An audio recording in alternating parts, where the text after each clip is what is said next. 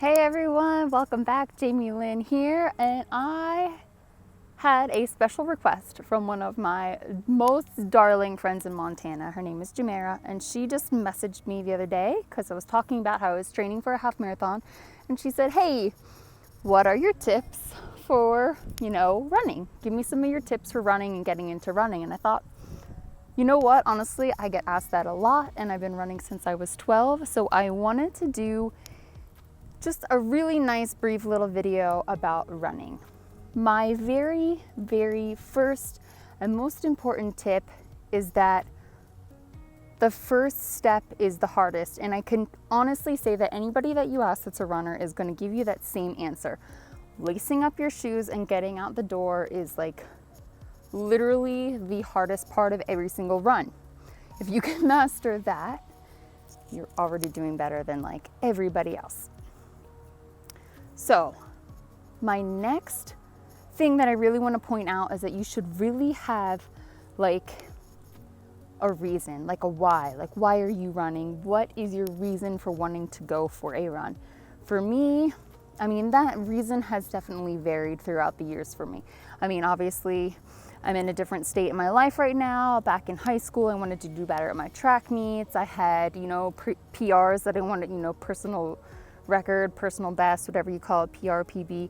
I had goals that I was setting for myself. I wanted to lower my 5K time, my 10K time. I wanted to qualify for districts and states. That was my reason why. That's what I was doing. As I got older, it kind of became other reasons, like I liked the thrill of racing and I wanted to stay in shape while I was older and I wanted to challenge myself. Currently, I am pregnant, and my reason, this is my 4th pregnancy. During my 2nd pregnancy with my son Killian, I ran my very first half marathon. Well, I can't say I didn't run the entire way. I finished it, I think my time was 3 hours, 20 minutes. So obviously, I walked a lot. I used every single rest stop. It was the Missoula Marathon, and I'm pretty sure I stopped at the rest stop at least 10 times. That's not even an exaggeration. So I took my time on that, but that labor and delivery was the easiest. Like I said, I'm pregnant for the 4th time. With Oona, she was my first. It was exhausting. Killian, it was so easy.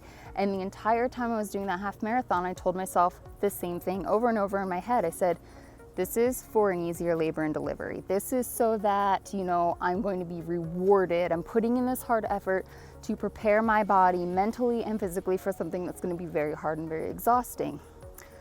So let's skip ahead. And like I said, Killian's labor and delivery was, as far as like labor and delivery stories go in the history of women, that's probably among like the top. It was so smooth and so easy. So flash forward, with Chase, I had a lot of issues in the beginning of my pregnancy, for some reason gaining weight. I continued to lose weight until about 21 weeks.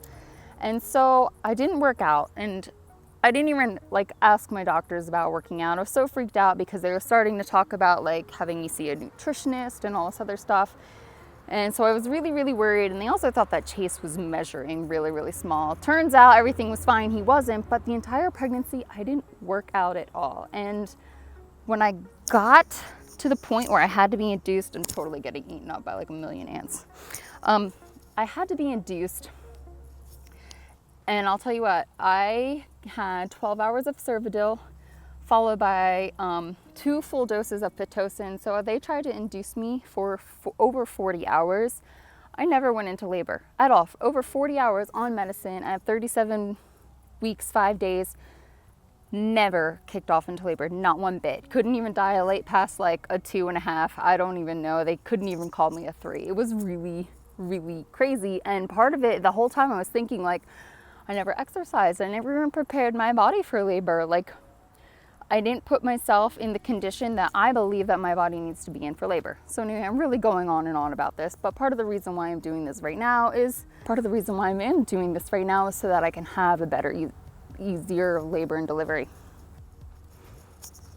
I'm trying to find a better spot with less ants. Not that I'm bothered by bugs, but they're just eating me alive. My next tips are be very wary, and this is kind of going to come, this is going to be something that you learn over time, but be wary about what you're putting into your body and how it makes you feel and how it affects each of your runs. Definitely hydrate on any day that you're going to be running, on any day that you're going to be training, exercising, practicing, running at all, whatever. Make sure you're drinking enough water. Try not to eat things that are too greasy or fatty or things that just aren't going to sit well with your stomach. Part of the reason why my run tonight didn't go quite as planned was that I did not eat very good today. I'm usually more of a plant-based, I definitely have a plant-based diet, which means that plant-based people, they eat mostly plants, but every once in a while they might incorporate some meat and dairy into their diets. And so I got a little bit off track today. Nothing too terrible, but it wasn't my normal diet. Like I did start off with like a carrot muffin this morning and a banana, but you know, as the day went on, I ended up eating a sandwich that had some deli meat on it, which, you know, isn't like the end of the world. And then I had eggs and lentils for breakfast. Well, it is a breakfast food, but you know, I ate that for dinner, and so it just didn't feel as good. It didn't settle as good, and I didn't feel as good, especially the beginning of my run. I was getting side stitches, and I started running way too close to when I finished eating dinner, so that just didn't work out very good.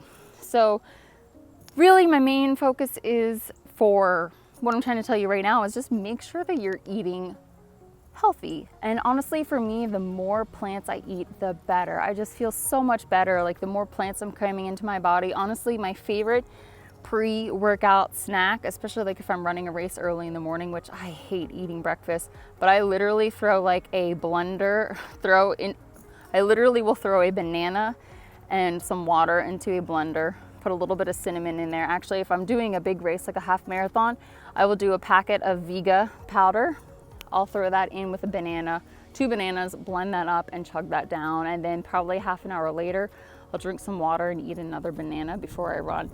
But I have to eat things that are like really easy to digest. Bananas are way up there. Like bananas are just, they go down smooth. They have the potassium that you need. They have a lot of the calories and the quick sugars that you need. So that's a great, if you're looking for any kind of advice, and I'm saying hopefully you like bananas, but that is a great pre-run snack. So keep that in mind.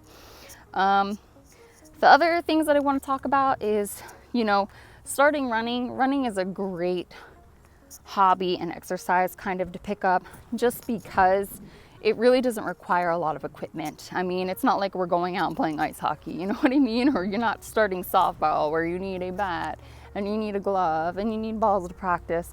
I mean, they're even charging out the butt for balls these days, so it gets a little bit out of control. You really just need a decent pair of running sneakers. Over time, as you continue to run, you're gonna find a pair that works best for you. Everybody's different. Like all my sisters run in Nikes. I can't run in Nikes at all, which really bums me out because I like a lot of their shoes, but I run in Brooks. You know, I'm thinking about trying some other brands out, but you'll kind of get a feel for what you like as you go along. But don't, in the very beginning, don't overthink like what you need, like outfit wise and gear wise and shoe wise and socks and compression socks. Don't worry about all that. That'll kind of come in time, because there might be something that like I like that you don't like, or vice versa. So it's just kind of a personal preference that you're going to learn over time. All right, guys, I don't want to make this video too long. I just really wanted to give you like some of my basic, like entry-level tips for beginning, you know, to run and get into running, because it's such a great, it's like, I mean, just one of the best exercises, not just for you physically, but mentally. It's just being able to overcome a run and take a step when your body's already hurting and continuing to push yourself. That really, really does a lot for you mentally. Like, I think it's just really incredible what runners are capable of. So I hope that you guys have a great run, and please leave more questions below in the comments. I'd love to hear from you. Thank you so much. Bye.